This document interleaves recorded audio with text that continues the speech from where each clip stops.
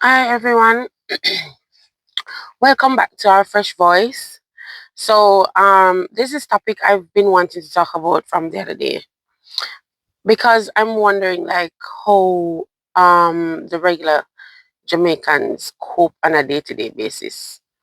I went to JUTC the other day and for an interview because I'd applied for a job there. So in the interview, we're getting down to salary. I asked what the salary is like, and I was told that after tax, the salary is 68,000 thereabout. So at 68,000 every fortnight, so that would be about 136,000 every month.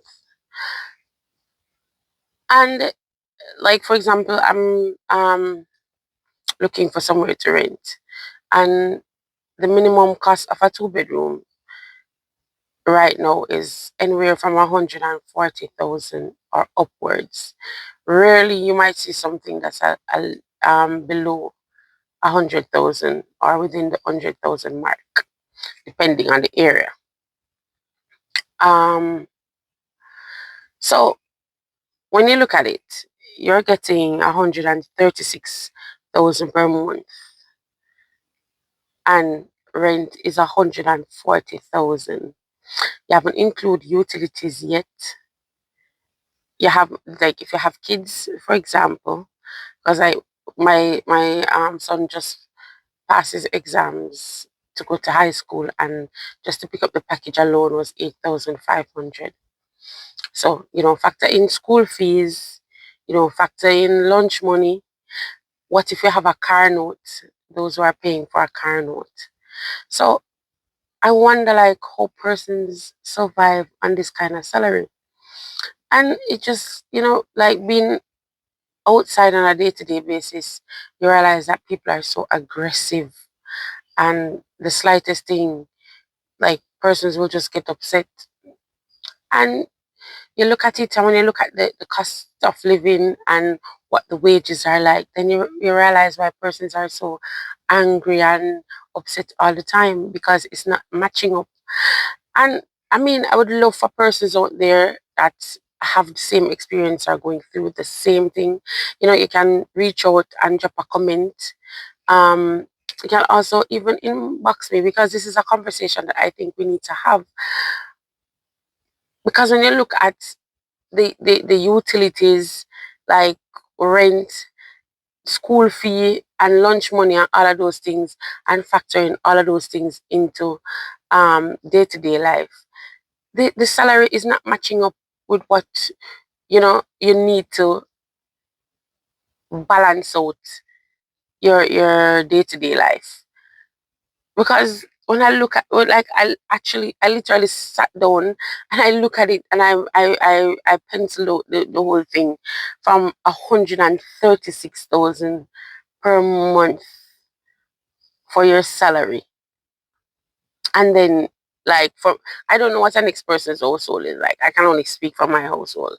But when I like look at the cost of rent, the utilities, and I look at lunch money, school fees, uniforms, books, and all of that, 136,000 is not even a drop in the bucket to sort out that. And when school is in, it's like every week shopping, because you have to make breakfast for your kids, and then you also have to find dinner. It's not just lunch money alone, you have to find a bus fare for them to get to school.